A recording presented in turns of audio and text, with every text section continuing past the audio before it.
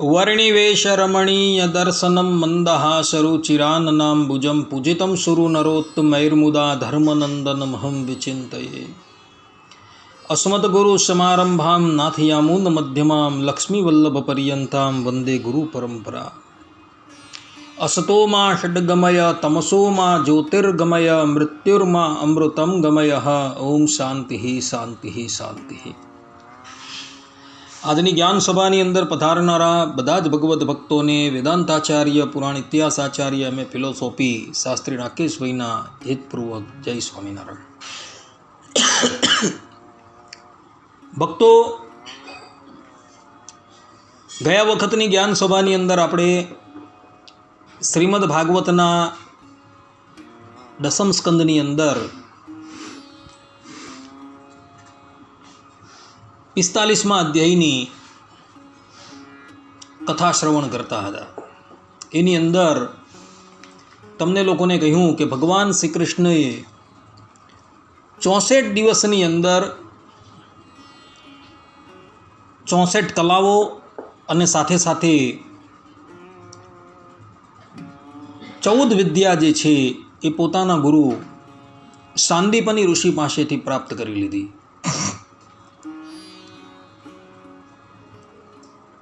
હવે ગુરુકુલ છોડવાનો સમય આવી ગયો છે, એટલે શ્રી કૃષ્ણ અને બલરામજી પોતાના ગુરુ સાંદીપની ઋષિને પ્રણામ કરીને કહે છે કે ગુરુદેવ, આપ કૃપા કરીને અમારી પાસે ગુરુ દક્ષિણા માગો। ભક્તો, ગુરુકુલની અંદર વિદ્યા અભ્યાસ કર્યા બાદ ગુરુદેવને ગુરુ દક્ષિણા અર્પણ કર્યા વગર ક્યારેય પણ પાછું આવવાનું નથી, કારણ કે આ જે છે એ સનાતન વૈદિક પ્રક્રિયા છે। ભગવાન શ્રી કૃષ્ણ પણ આ પ્રક્રિયાને અનુસરે છે અને પોતાના ગુરુદેવને જ પોતાના આરાધ્ય દેવ માની ગુરુદેવને કહે છે કે ગુરુદેવ, આપ અમારી પાસે ગુરુ દક્ષિણા માગો। સાંદીપની ઋષિ શ્રી કૃષ્ણ અને બલરામનું સામર્થ્ય જાણી ગયા છે, કારણ કે 64 દિવસની અંદર સંપૂર્ણ વિદ્યા અને સંપૂર્ણ કલાની અંદર પ્રારંગત થઈ જવું એ કોઈ સામાન્ય વ્યક્તિની વાત નથી। ગુરુકુલવાસ દરમિયાન એક દિવસ સાંદીપની ઋષિએ અને એમના ભાર્યાએ ભગવાન શ્રી કૃષ્ણની સામર્થ્યતા કેવી છે એ પણ જોઈ હતી। એક સમયની વાત છે, ગુરુ માતા રસોઈ કરતા હતા અને ત્યાં લાકડા જે છે એ ખૂટી જાય છે। ગુરુ માતા રસોડામાં હતા અને લાકડા જે છે એ બીજા સ્થાનની ઉપર મૂકેલા હતા, તો એ પોતાના શિષ્ય શ્રી કૃષ્ણને સાદ કરે છે કે બેટા શ્રી કૃષ્ણ, બળતણ ખૂટી ગયું છે, માટે તું અમને લાકડા આપ। તે વખતે શ્રી કૃષ્ણ જે છે એ ફળિયામાં બેઠેલા હતા ને ત્યાં બેઠા થકા જ ભગવાન શ્રી કૃષ્ણએ પોતાનો હાથ જે છે એ લાંબો કર્યો અને જે સ્થાન પર લાકડા હતા ત્યાંથી ઉચકી ગુરુ માતાને અર્પણ કરી દીધા। આ પ્રમાણેનું ચરિત્ર જે છે પુરાણોની અંદર જોવા મળે છે। અને તે વખતે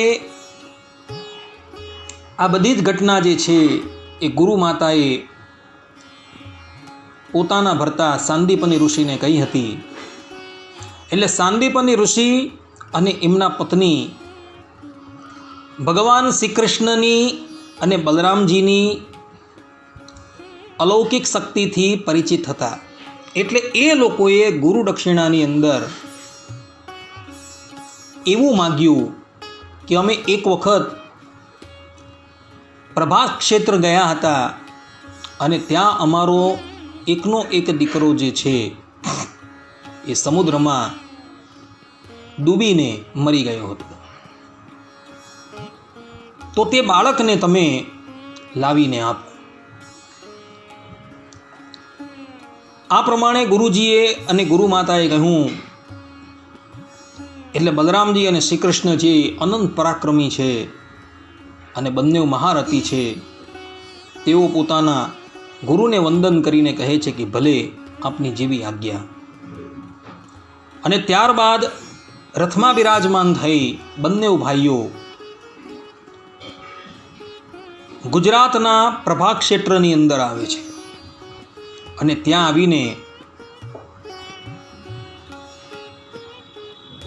સમુદ્રના તટની ઉપર આસન જમાવીને બેસે છે. અને એવા જ સમયની અંદર સમુદ્ર જે છે એ મૂર્તિમાન થઈને ભગવાન શ્રી કૃષ્ણની પાસે આવે છે. કારણ કે રામા અવતારની અંદર આ જ સમુદ્રએ 3 દિવસ પર્યંત ભગવાન શ્રી રામને તપસ્યા કરાવી હતી અને છતાં પણ દર્શન ના આપેલા હતા. એટલે ભગવાન શ્રી રામ જે છે ક્રોધાયમાન થઈ ગયા હતા અને સમુદ્રને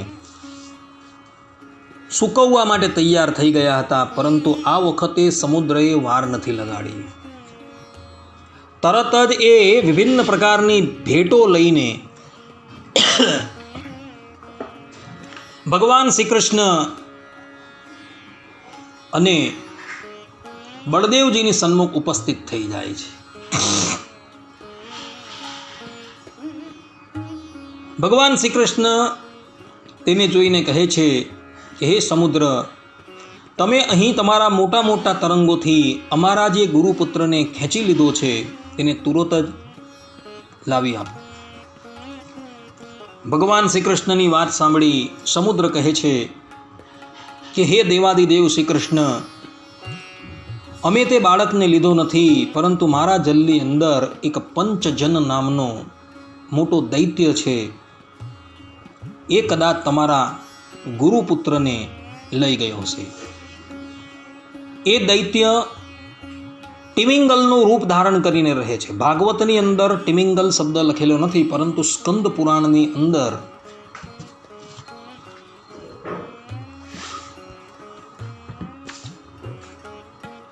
અવંતિકા મહાત્મયની અંદર આ કથા આવે છે. તેની અંદર લખેલું છે કે એ દૈત્ય જે છે એ ટિમિંગલનું રૂપ ધારણ કરીને રહેતો હતો.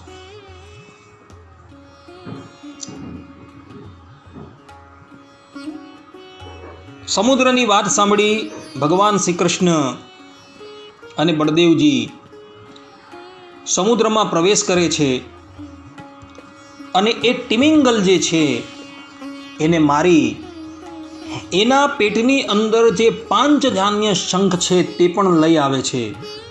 એને મારવા છતાં પણ ભગવાન શ્રી કૃષ્ણનો ગુરુપુત્ર એના ઉદરની અંદર પણ મળતો નથી, પરંતુ એના ઉદરની અંદર જે પાંચજાન્ય નામનો શંખ છે એ શંખ ભગવાનને પ્રાપ્ત થાય છે. એ લઈને ભગવાન બહાર આવી જાય છે.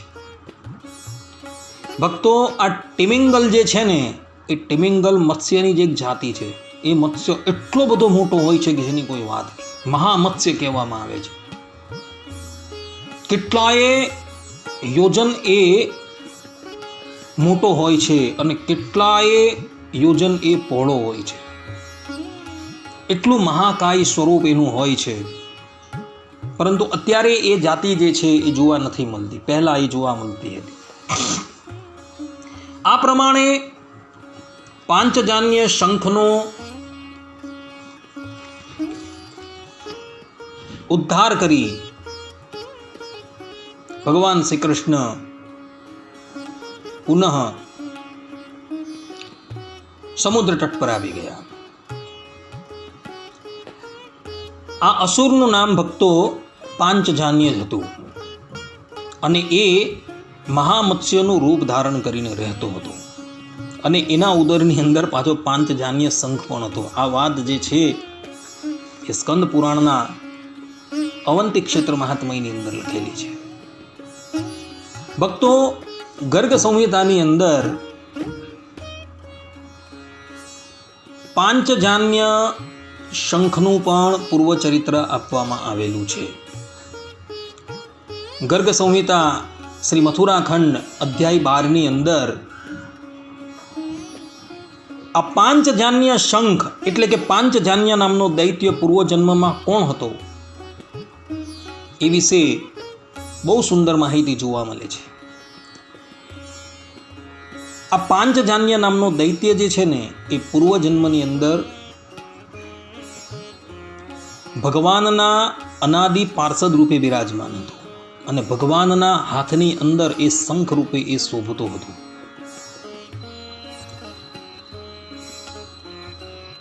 અને આ શંખને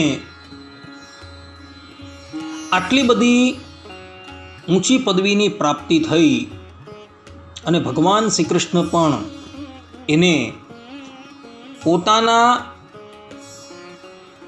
હોઠની ઉપર લગાવી પોતાના અધરામૃતનું પાન કરાવતા હતા એટલે એને થોડો અહંકાર આવી ગયો હતો. એક દિવસની વાત છે, આ પાંચજાન્ય શંખ જે છે એ મનમાં ને મનમાં એવો અનુભવ કરવા લાગ્યો કે મારી ક્રાંતિ જે છે એ રાજહંસ સમાન શ્વેત છે. મને સાક્ષાત ભગવાન શ્રી હરિ પોતાના બંને હાથથી ગ્રહણ કરે છે. કારણ કે જ્યારે દૈત્યોની સાથે યુદ્ધ થવાનું હોય ત્યારે ભગવાન શ્રી કૃષ્ણ પાંચજાન્ય શંખ બે હાથથી ગ્રહણ કરીને એને બજાવતા હોય છે. પાંચજાન્ય શંખ મનોમન અહંકાર કરવા લાગ્યો કે હું દક્ષિણાવર્તી શંખ છું અને યુદ્ધના સમયે વિજય પ્રાપ્તિને અર્થે ભગવાન શ્રી કૃષ્ણ મને વગાડે છે અને ભગવાનની સુધા છે, અધરામૃત છે, એનો પાન કરવાનો અધિકાર ભગવાને કેવલ મને આપેલો છે. પાંચજાન્યની આ વાત છે, એનો મનોભાવ છે એ લક્ષ્મીજીથી ગુપ્ત ન રહ્યો.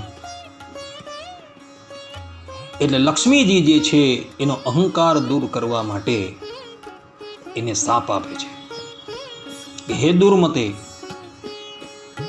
તને તારી શ્રેષ્ઠતાની ઉપર આટલો બધો અહંકાર છે, માટે જા હું તને શાપ આપું છું કે તું દૈત્ય થઈ જા.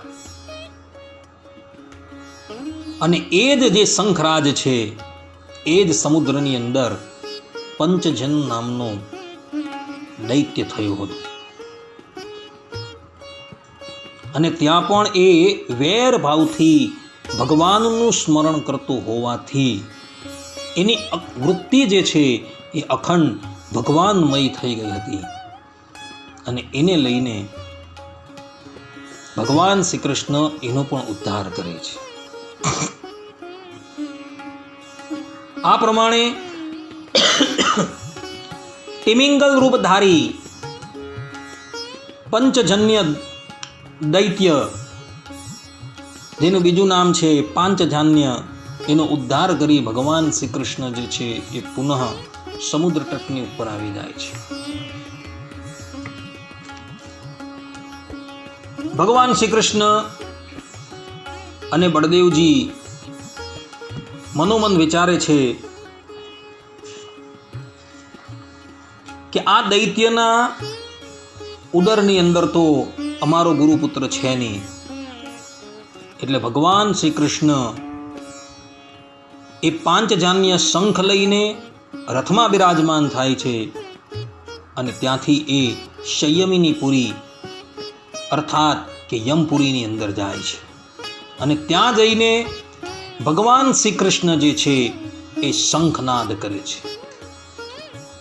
અને જેવો શંખનાદ કરે છે અને એ શંખનાદ યમરાજને સંભળાય છે એટલે એ પોતાના સમસ્ત કાર્યોને એક બાજુ મૂકી ભગવાન શ્રી કૃષ્ણની પાસે ઉપસ્થિત થઈ જાય છે.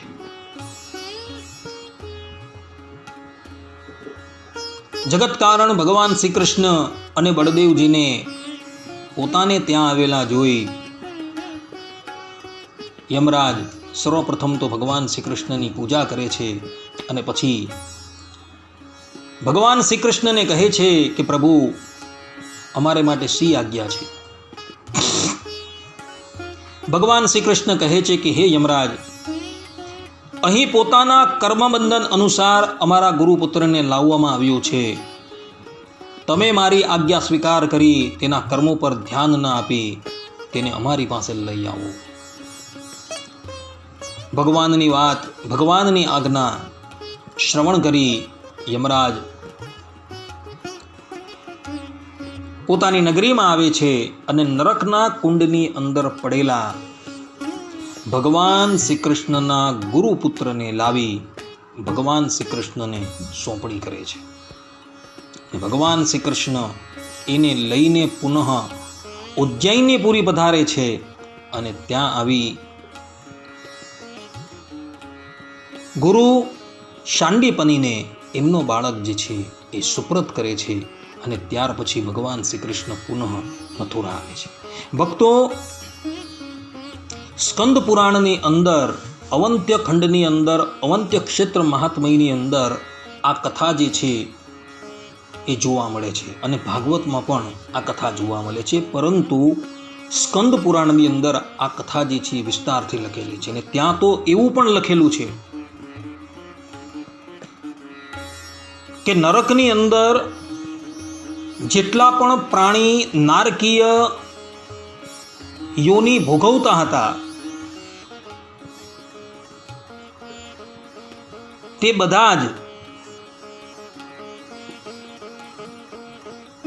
ભગવાન શ્રી કૃષ્ણના અંગને સ્પર્શ કરીને જે વાયુ વાતો હતો એ વાયુ એ બધા જ નારકી જીવાત્માઓને સ્પર્શ થયો અને બધા જ જીવાત્મા જે છે એ તત્કાલ ચતુર્ભુજ રૂપ ધારણ કરી ભગવાનના ધામની અંદર ગયા હતા. આ વાત લખેલી છે ભક્તો. ભગવાન શ્રી કૃષ્ણના સ્પર્શ કરેલા વાયુના સ્પર્શથી અથવા તો ભગવાન શ્રી કૃષ્ણના દર્શન કરવા માત્રથી એ બધા જ જીવાત્માઓના પાપ જે છે એ તત્કાલ સમાપ્ત થઈ જાય છે.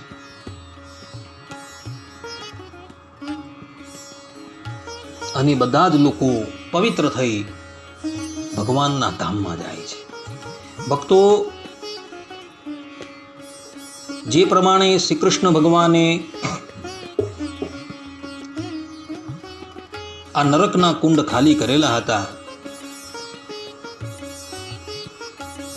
તે જ પ્રમાણે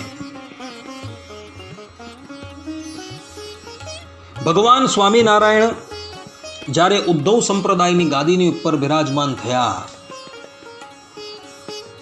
ત્યારે એમણે પણ યમાલય જે છે એ ખાલી કરાવેલું હતું. ભગવાન શ્રી કૃષ્ણના એક સંત જેમનું નામ હતું સ્વરૂપાનંદ સ્વામી, એમને ભગવાન સમાધિ કરી યમાલયની અંદર જવા માટે આજ્ઞા કરે છે. કારણ શું હતું કે આજે ધર્મની ગાદીની ઉપર સાક્ષાત પુરુષોત્તમ નારાયણ બિરાજમાન થયા છે અને ધર્મની ગાદીની ઉપર એ પરબ્રહ્મ પરમાત્મા બિરાજમાન થયા છે. એટલે જે પ્રમાણે લૌકિકની અંદર કોઈક રાજા રાજ્યાસીન થાય ત્યારે બંદીખાનાની અંદર રહેલા કેદીઓને છોડી મૂકવામાં આવે છે. તે જ પ્રમાણે આજે ધર્મની ગાદીની ઉપર બિરાજમાન થયેલા પરબ્રહ્મ પરમાત્મા ભગવાન સ્વામિનારાયણે પોતાના એક સંત સ્વરૂપાનંદ સ્વામીને આજ્ઞા કરી કે તમે ઊભા થાઓ અને જમપુરીમાં જાઓ અને ત્યાં પરબ્રહ્મ પરમાત્મા ભગવાન શ્રી હરિના નામનો ઘોષ કરો અને બધા જ યમાલયની અંદર રહેતા નારકી જીવોને તમે મુક્ત કરો.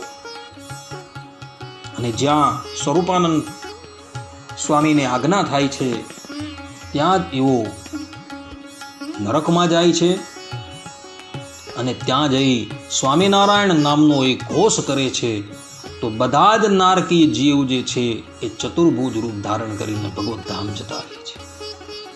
બંને અવતારોની અંદર આ લીલા જે છે થયેલી છે. કૃષ્ણ અવતારની અંદર જે જમપુરી ખાલી કરાવી એ પાછી ભરાઈ પણ ગઈ હતી, અને ભગવાન સ્વામિનારાયણે જે જમપુરી ખાલી કરાવી એ પાછી અત્યારે ભરાઈ પણ ગઈ છે.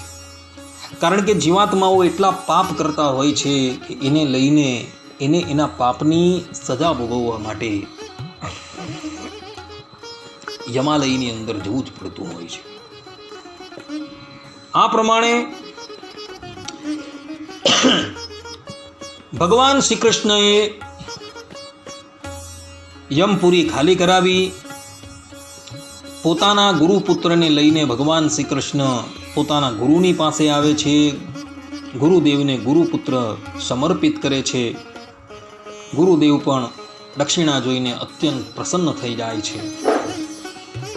અને તે પછી ભગવાન શ્રી કૃષ્ણ અને બળદેવજી પુનઃ મથુરા આવે છે. આ પ્રમાણે અહીં આ 45મા અધ્યાયની દસમ સ્કંદના 45મા અધ્યાયની પૂર્ણાહુતિ થાય.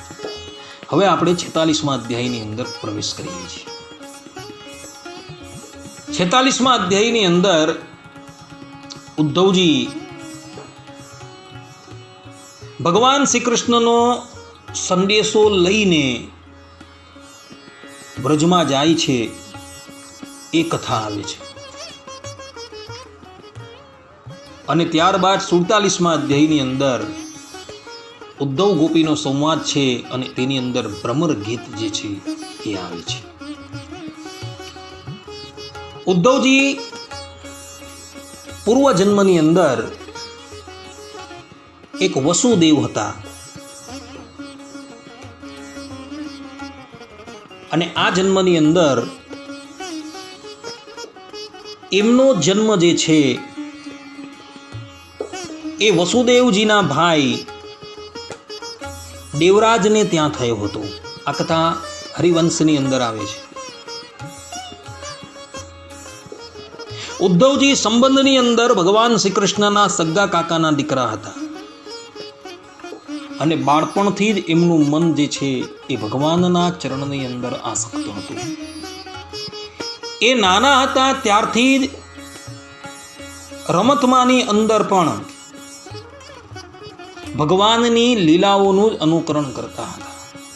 અર્થાત કે પોતાના બાળ સખાઓની સાથે જ્યારે એ રમત કરતા હતા ત્યારે રમતની અંદર પણ ભગવાનની લીલાઓ જ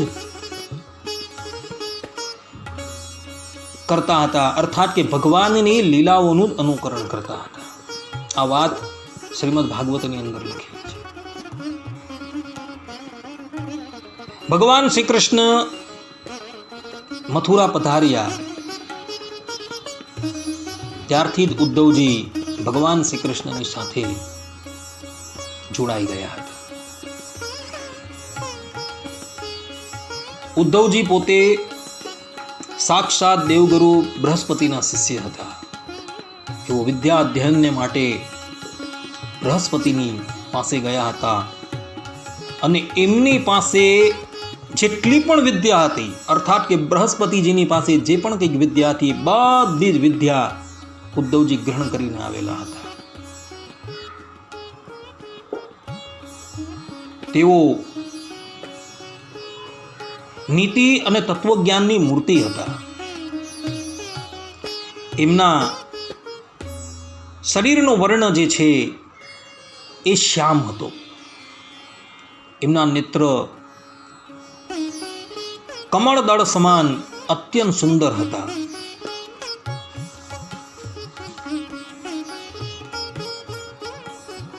મથુરા આવ્યા બાદ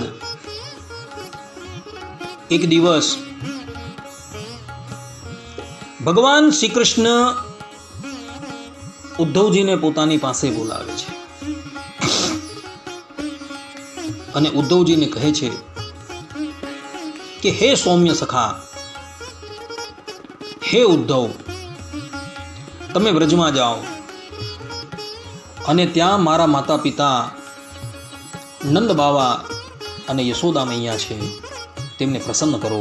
અને ગોપીઓ મારા વિરહ વ્યાધિથી બહુ દુઃખી થઈ રહેલી છે, તેમને મારો સંદેશો કહીને તેમને મનોવ્યથાથી મુક્ત કરો. પ્રિય ઉદ્ધવ, ગોપીઓનું મન નિત્ય નિરંતર મારામાં જ લાગેલું રહે છે. તેમના પ્રાણ, તેમનું જીવન, તેમનું સર્વસ્વ હું જ છું. મારા માટે તેમણે તેમના પતિ, પુત્ર વગેરે બધા સગા સંબંધીઓનો ત્યાગ કરી દીધો છું. હું તેમના પ્રિયતમોમાં પણ અત્યંત પ્રિયતમ છું. ના, તેમનો આત્મા જ છું. મારો એ સંકલ્પ છે કે જે લોકો મારા માટે આ લોક અને પરલોકના ધર્મોને છોડી દે છે તેમનું યોગ ક્ષેમ હું વહન કરું છું. હે પ્રિય ઉદ્ધવ, તે ગોપીઓ મારા અહીં આવી જવાથી મને દૂર રહેલો માને છે અને મારું સ્મરણ કરીને અત્યંત વિહવળ થઈ રહી છે. પ્રતિક્ષણ મારા માટે આતુર રહે છે. મારી ગોપીઓ અત્યારે બહુ જ પ્રયત્નપૂર્વક કષ્ટ સાથે પોતાના પ્રાણ ટકાવીને રાખી રહી છે. મેં તેમને કહ્યું હતું કે હું આવીશ. આ મારું વચન જ તેમના જીવનનો આધાર છે. ઉદ્ધવ વધારે શું કહું, હું જ તેમનો આત્મા છું. તેઓ નિત્ય નિરંતર મારામાં તન્મય રહે છે. સુખદેવજી મહારાજ કહે છે કે હે પરીક્ષિત, જ્યારે ભગવાન શ્રી કૃષ્ણએ આ વાત કહી ત્યારે ઉદ્ધવજી બહુ જ આદરથી પોતાના સ્વામીનો સંદેશો લઈને રથમાં બેસી નંદગાંવ જવા માટે નીકળ્યા. ભક્તો, નંદગાંવ જવા માટે નીકળેલા ઉદ્ધવજીને ભગવાન શ્રી કૃષ્ણ પોતાનો રથ આપે છે. એ રથની ઉપર બિરાજમાન થઈને કેવલ 3 દિવસ માટે ઉદ્ધવજી વ્રજમાં જવા માટે તૈયાર થાય છે. કેટલાક લોકોનું કહેવું એવું છે કે ઉદ્ધવજીને પોતાના જ્ઞાનનું અભિમાન હતું.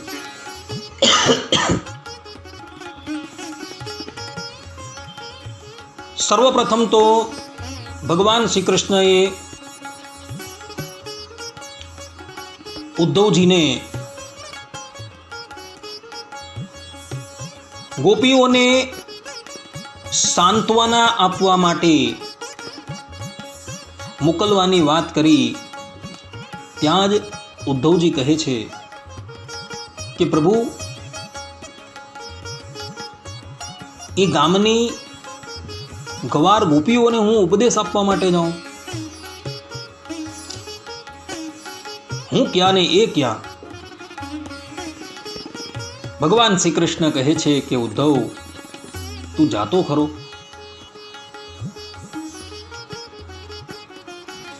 ત્યારે ઉદ્ધવજી કહે છે કે પ્રભુ, હું ખાલી 3 દિવસ માટે જઈશ અને પછી તરત હું આવી જવા. ભક્તો, આ વાત જે છે એ શ્રીમદ ભાગવતમાં કે ઇતર પુરાણોમાં લખેલી નથી, પરંતુ પરંપરાથી ઐતહ્ય પ્રમાણથી ચાલતી આવે છે.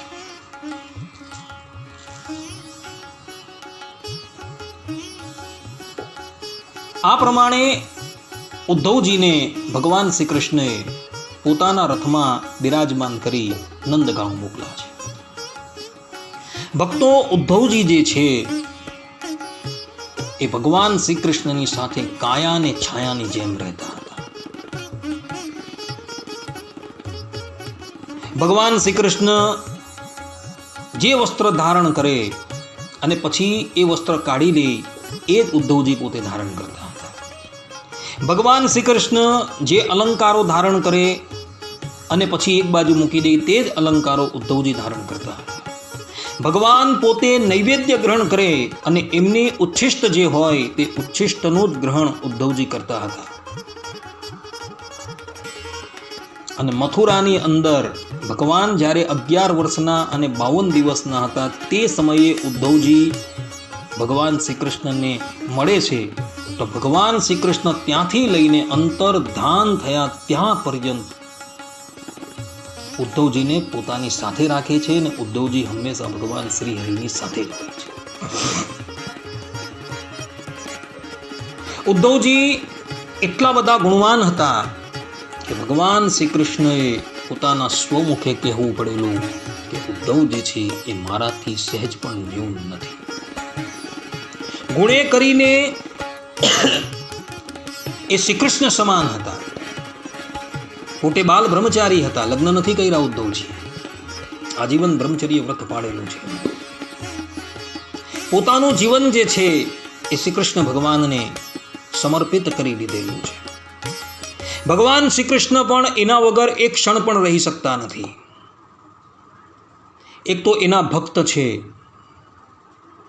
બીજા એમના સગા કાકાના દીકરા એટલે કે ભાઈ છે, અને પાછા એ ભગવાન શ્રી કૃષ્ણના અંતરંગ મંત્રી છે. જ્યારે જ્યારે પણ સર્વજ્ઞ એવા શ્રી કૃષ્ણને કોઈની સલાહ લેવાની જરૂર હોય ત્યારે હંમેશા એ ઉદ્ધવજીની જ સલાહ લેતા હતા. ભગવાન સર્વજ્ઞ છે, એમને બધી ખબર છે, પરંતુ દ્વારકાની અંદર કોઈ નીતિની અંદર અને જ્ઞાનની અંદર કોઈ નિપુણ હોય તો એ ઉદ્ધવજી હતા. અને એટલે જ માટે ઉદ્ધવજીની વારંવાર સલાહ ભગવાન શ્રી કૃષ્ણ લેતા હતા. અને એવા ઉદ્ધવજી જે છે એ આજે શ્રી કૃષ્ણ ભગવાનનો સંદેશો લઈને મથુરાથી નંદગાંવ અર્થાત કે ગોકુલ પધારે છે.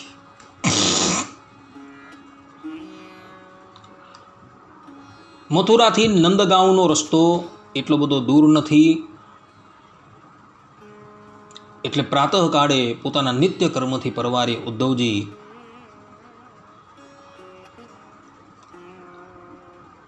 સંધ્યા સમય પહેલા તો નંદગાંવ પહોંચી જાય છે.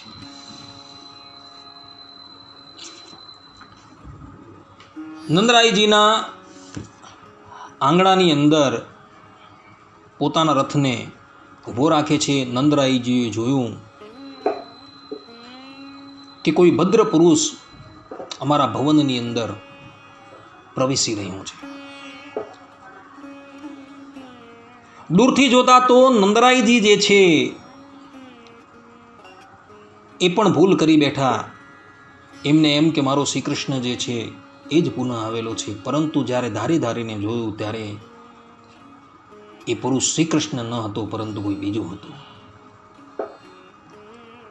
નંદરાયજીની પાસે જઈ ઉદ્ધવજી એમના ચરણ સ્પર્શ કરે છે. યશોદાજી પણ એવા સમયની અંદર આવી જાય છે, એમના પણ એ ચરણ સ્પર્શ કરે છે.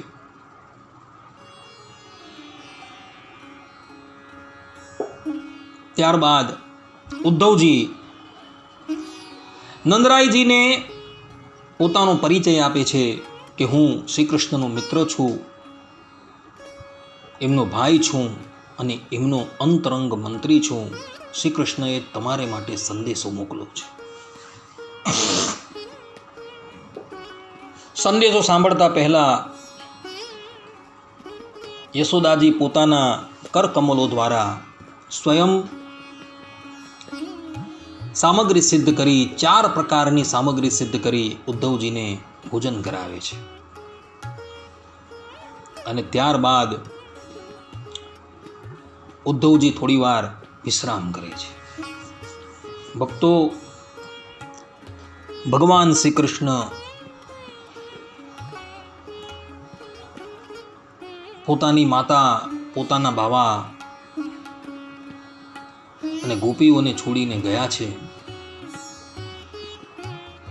ગોપીઓની હાલત જે છે એ અત્યંત દયનીય થઈ ગઈ છે. ગોપી ગીતની અંદર કહ્યું છે, તૂટી યુગાયતે ત્વામ પશ્યન્ત્યમ, કે એક ક્ષણ માટે પણ જે ગોપીઓ ભગવાનનો વિરહ સહન કરવા માટે અશક્ત હતી, એ ગોપીઓ આજે કેટલાય દિવસોથી ભગવાન શ્રી કૃષ્ણના દર્શનથી વંચિત રહી છે. જે ગોપીઓને ભગવાન શ્રી કૃષ્ણના દર્શનની અંદર અડચણ કરતી પાપણો જે છે એ પણ અસહ્ય થતી હતી, અને એને લઈને એ પાપણોનું નિર્માણ કરનારા બ્રહ્માજીને કોસતી હતી, એ જ ગોપીઓનો ત્યાગ કરીને ભગવાન શ્રી કૃષ્ણ આજે મથુરા જઈ લાગ્યા છે. અને કેટલાય દિવસોથી ભગવાન શ્રી કૃષ્ણના એમને દર્શન થયા નથી. ભક્તો, મથુરાથી નંદગાંવ છે, બરસાના છે, એનું અંતર બહુ દૂર નથી. પરંતુ ગોપીઓ ભગવાન શ્રી કૃષ્ણને મળવા માટે ક્યારેય પણ મથુરા ગઈ નથી. ભગવાનની આજ્ઞાનું ઉલ્લંઘન કરીને ક્યારેય પણ ગોપીઓ ભગવાનના દર્શન કરવા માટે મથુરા ગઈ નથી. કારણ કે એમને મનની અંદર એવો ભય હતો કે અમે ભગવાનની આજ્ઞા લોપીને કદાચ શ્રી કૃષ્ણના દર્શન કરવા માટે જઈએ તો અમારા પ્રિયતમ અમારા પર નારાજ થઈ જાય. તો આ વાત ભગવાન સ્વામિનારાયણે પણ વચનામૃતની અંદર કહેલી છે.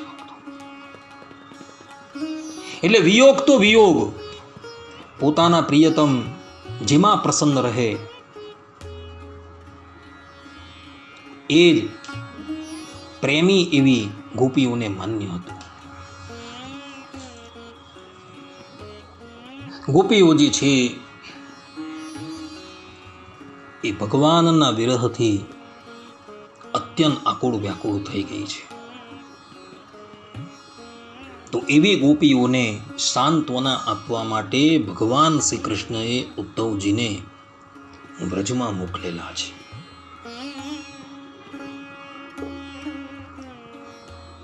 આ તરફ ઉદ્ધવજી રાત્રિને વિશે સુખપૂર્વક સૂવે છે. બ્રહ્મ મુહૂર્તની અંદર ઉદ્ધવજી ઊભા થાય છે.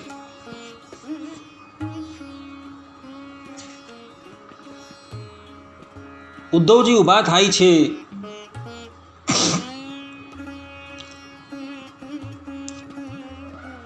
ત્યારે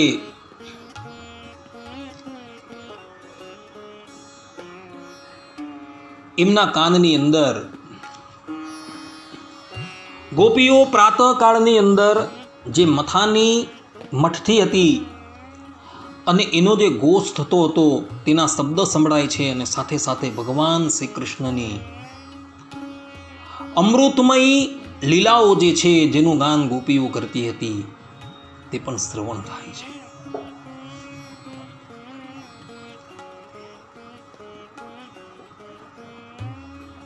ઉદ્ધવજી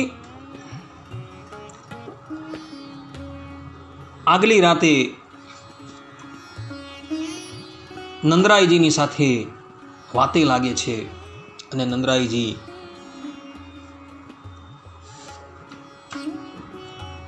એ ભગવાન શ્રી કૃષ્ણની એક એક લીલાઓનું વર્ણન ઉદ્ધવજીને કરે છે.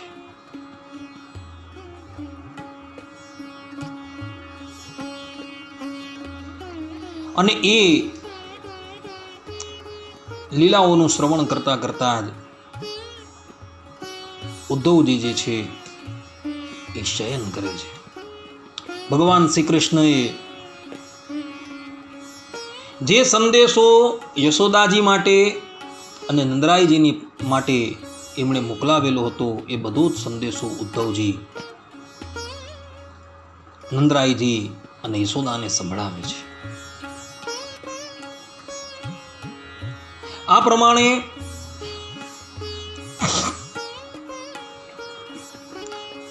ભગવાન શ્રી કૃષ્ણનો સંદેશો આપી ઉદ્ધવજી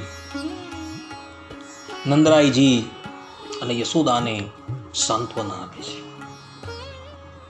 ભક્તો,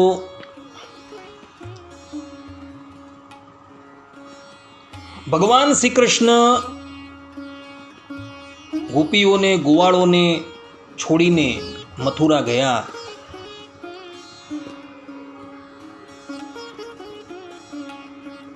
એનો વિયોગ તો બધાને જ હતો. પરંતુ સૌથી વધારે વિયોગ જે છે એ માતા રાધાને હતો તથા માતા યશોદાને હતો. યશોદાનું મન તો જે છે એ ત્યાંનું ત્યાં જ અટકી ગયું હતું.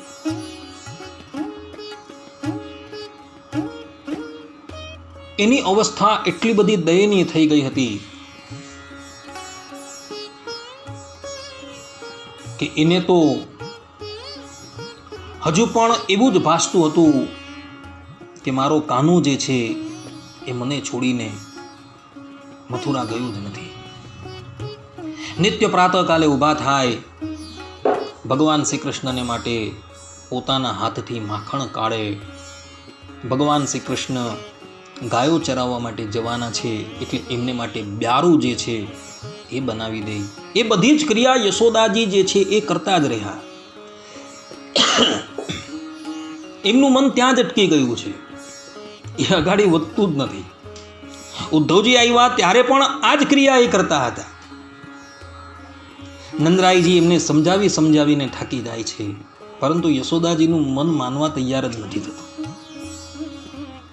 પ્રાતઃકાલે ઊભા થાય અને નિત્ય આ જ ક્રિયા કરતા હતા, જાણે બાવરા થઈ ગયા છે. આવી હાલત હતી. રાધાજીની સ્થિતિનું વર્ણન હું અગાડી તમને કરીશ જ્યારે ઉદ્ધવજીનો રાધાજીની સાથે સંવાદ આવશે ભ્રમર ગીતની અંદર, કે કેવી સ્થિતિ હતી એમની. ભગવાનના વિયોગની અંદર એમની શું સ્થિતિ થઈ ગઈ હતી. જેમ મીન વગરનું માછલું, નીર વગરનું માછલું જે છે એ જે પ્રમાણે તડપે ને એ પ્રમાણે એ તડપતા હતા. ઉદ્ધવજી જેવા ઉદ્ધવજીએ